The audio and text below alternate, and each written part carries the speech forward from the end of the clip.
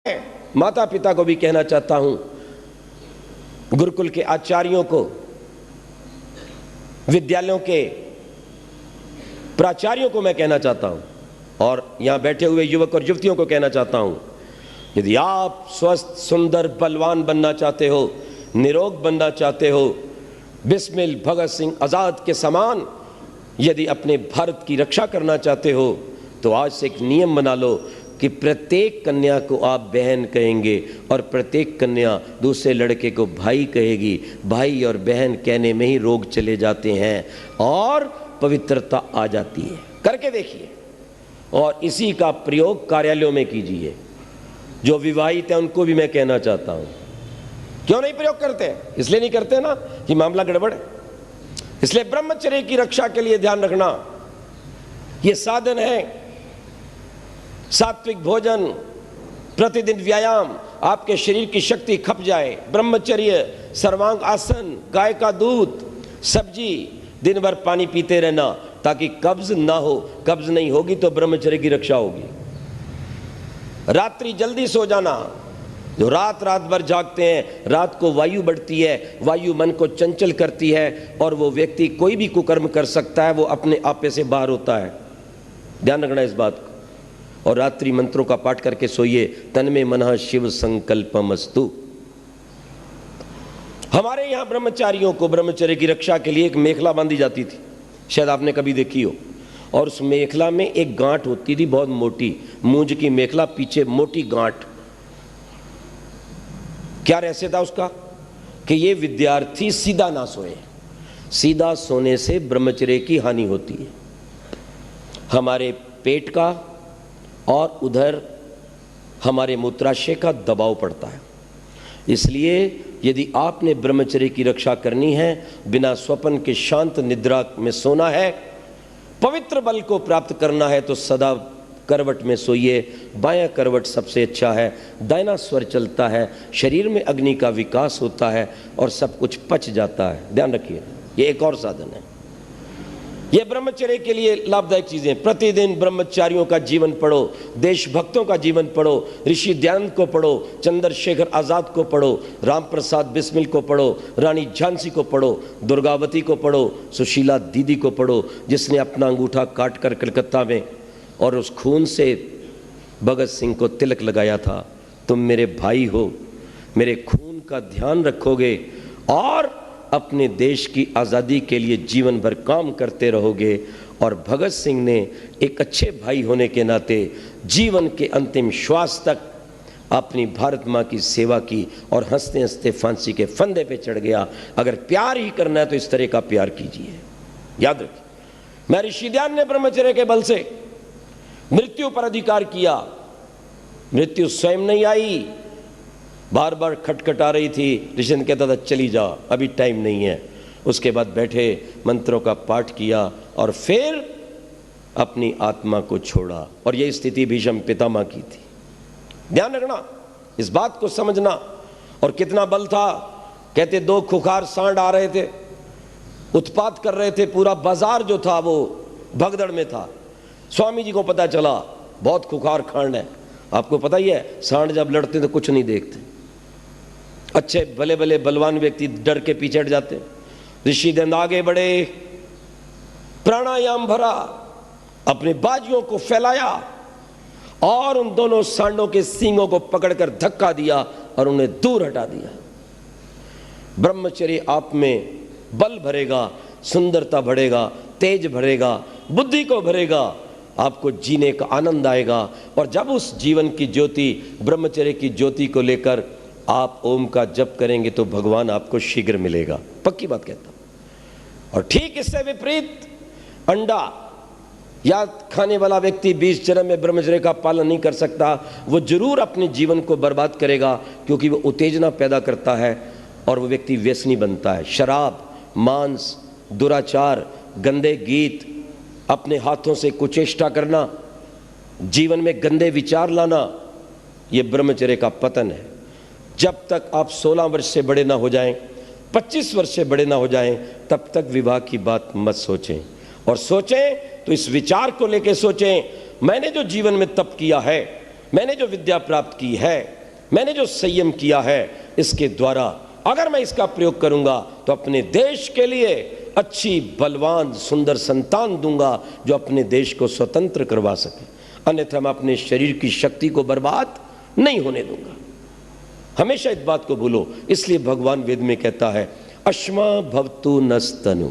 आइए हम इस विषय को समाप्त करते हैं और अंत में ये कहना चाहते हैं, जिनको रोग है किसी भी प्रकार का, शारीरिक गुप्त रोग है, चाहे वो लकोरिया है, श्वेत प्रदर है, रक्त प्रदर है, स्वपन दोष है, धातु विकार है, उसके लिए अमृत तुल्य भगवान ने हमें एक औषधि दी है जिसका नाम है आंवला। आज से यदि आप ब्रह्मचर्य की रक्षा चाहते हो, शरीर को सुंदर तेजस्वी बनाना चाहते हो, चाय को एक झटके में बंद कर दो, लाल मिर्च बंद कर दो, आंवले को छोड़कर शेष खटाई को बंद कर दो, आंवले का चूर्ण बनाओ मिश्री मिलाकर और दिन में 2-3 बार, अगर गर्मी है तो आप उसका सेवन पानी के साथ करें, अगर सर्दी है तो आप दूध के साथ भी कर सकते हैं, हल्के पानी से सर्व कर सकते हैं।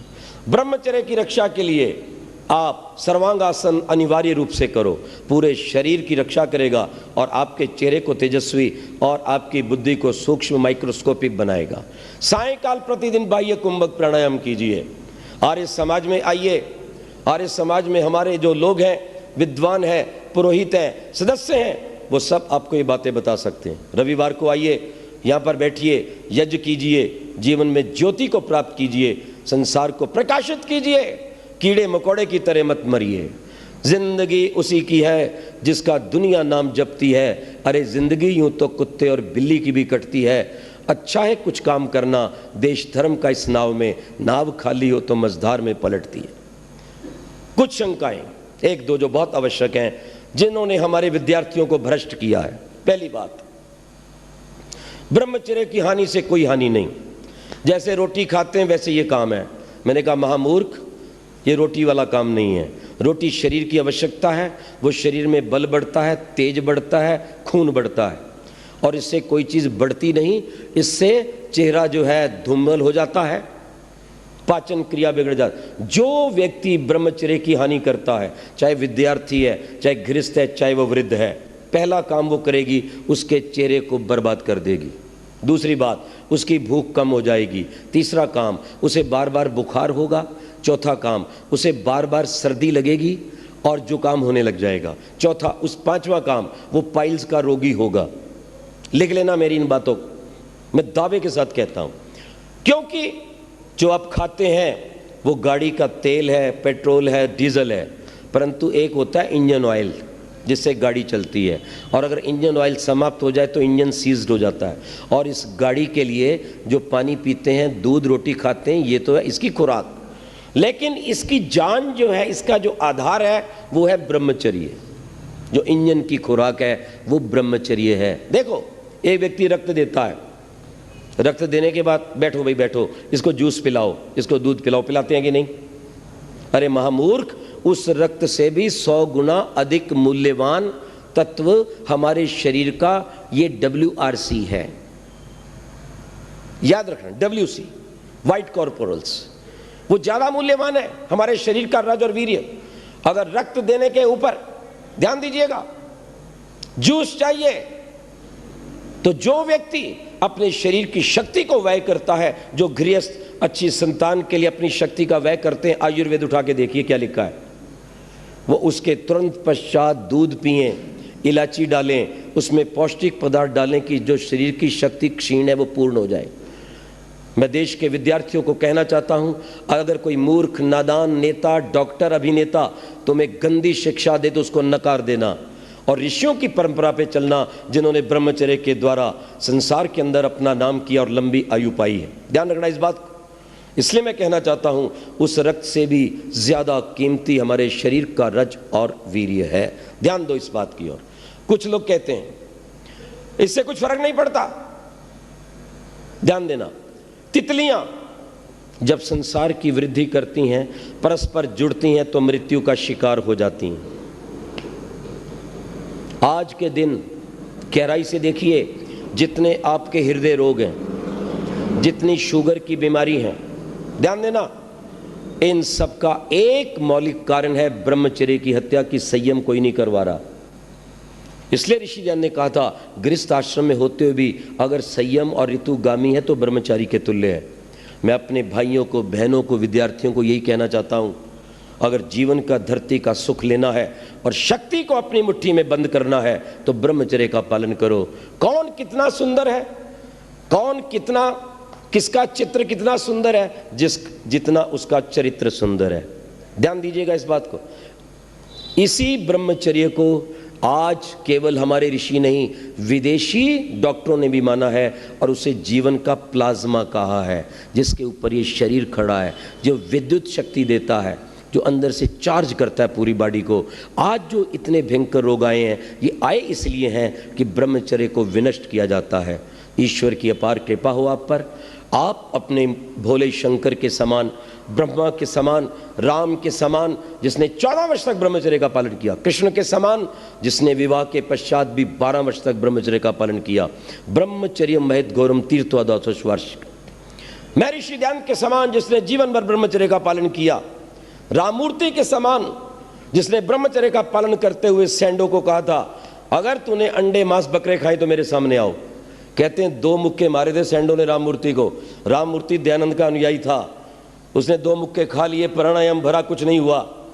उसने कहा तैयार हो जा मेरे बेटे, आ रहा है भारत का मुक्का, गाय के दूध का मुक्का, प्राणायाम का मुक्का, ये गेहूं का मुक्का, गाय के घी का बना मुक्का आ रहा है। कहते एक मुक्का जब मारा सैंडो को तो मुँहे मुंह होकर के और जाकर के वो चित्त हो गया धरती के ऊपर।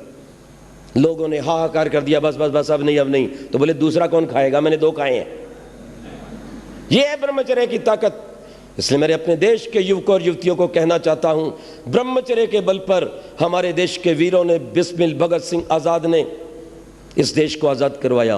वो फांसी को देखकर भी व्यायाम, प्राणायाम करते थे। आज ये प्रतिज्ञा करके जाओ, यहां पर प्रतिदिन सूर्य से पहले उठेंगे, क्योंकि सूर्य के पश्चात ब्रह्मचर्य की हानि होती है। सदा अच्छे विचार रखेंगे, एक क्षण भी व्यर्थ नहीं गवाएंगे, दिन में नहीं सोएंगे। जो दिन में सोएगा वो रात को बच नहीं सकता गिरने से, उसको नींद गहरी नहीं आएगी। इसलिए दिन में नहीं सोएंगे, दिन भर काम करेंगे, व्यायाम करेंगे, अपने जीवन को बलवान करेंगे और अपने देश की शान बनेंगे, जिससे कि आपका देश महान हो, सोने की चिड़िया फिर से ये बन जाए, विश्व का गुरु बन जाए। और जितना आतंकवाद है आपके ब्रह्मचर्य चरित्र के बल से यहाँ से हट जाए और भारत पुनः विश्व का सम्राट बन जाए। प्रभु से मेरी ऐसी प्रार्थना है, हम उसके आदेश का पालन करते हुए अपने जीवन को संयमी बनाएं, पवित्र बनाएं, चरित्र से युक्त बनाएं, सदा शाकाहारी पवित्र पावन भोजन करके और उस प्रभु के आनंद को पाएं। ओम शांति शांति।